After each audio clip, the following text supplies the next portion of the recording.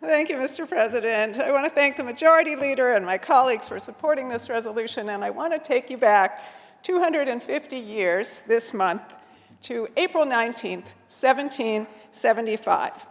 In the early hours of the night, a Boston silversmith named Paul Revere, joined by William Dawes and Samuel Prescott, rode out northwest from Boston to warn the people of the countryside that the British Army was on the march.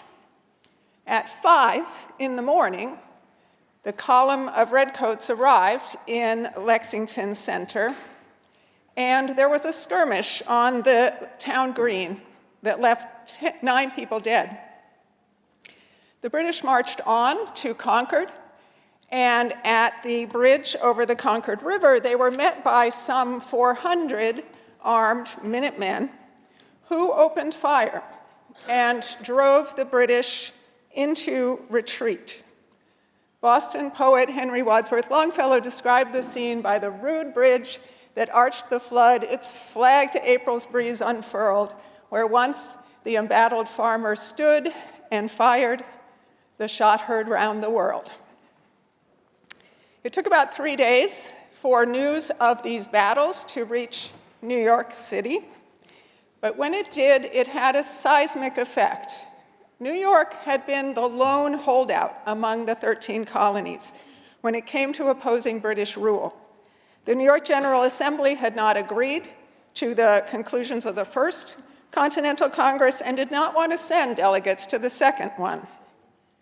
But when word of the rout of the British soldiers arrived, it galvanized opposition to British rule in New York. Many in the city rushed to join militias themselves, including students from King's College, one Alexander Hamilton among them, who joined a militia called the Hearts of Oak. Within a few weeks, there was a new body, the New York Provincial Congress, that was pro-independence, and it formed to replace the New York General Assembly. And 100 prominent New Yorkers signed a document seeking, quote, the salvation of the rights and liberties of America. Within weeks of these battles, New York was at the center of a full-blown war for American independence. And the map of our state is inscribed with the names of those who signed that document or fought bravely in that war, like Sackett, Delancey, Van Cortlandt, Tappan, Hamilton, Herkimer, and Van Rensselaer. I grew up in Lexington, Massachusetts, just a stone's throw from what is now known as the Battle Green. We had to memorize Longfellow's poem in school, and every year on April 19th, we celebrated a school holiday known as Patriots' Day.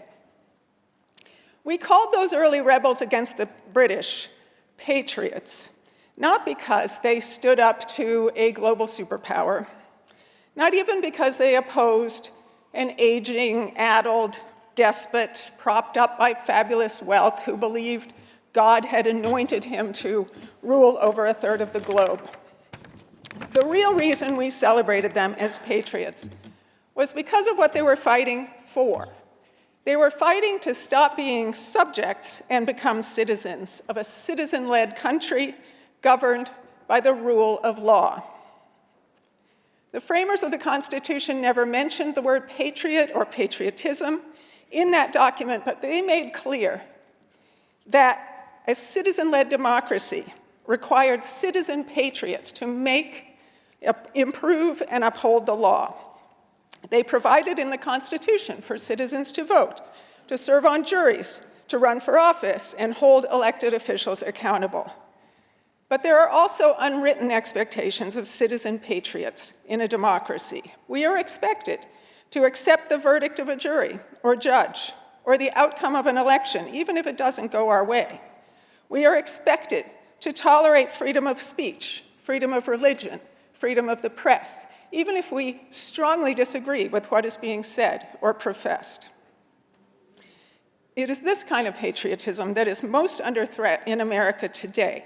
We keep hearing from the very highest levels of our government that Following a judge's order or accepting an election defeat is somehow a sign of weakness, when in fact these are signs of respect for the democratic process and for our country. They are the keystones that allow the soaring edifice of our democracy to stay standing. As we mark the 250th anniversary of the first Patriots' Day and honor those first American patriots, I hope we can recommit ourselves to the kind of patriotism that makes it possible for us to remain citizens and not become subjects once again. I vote aye.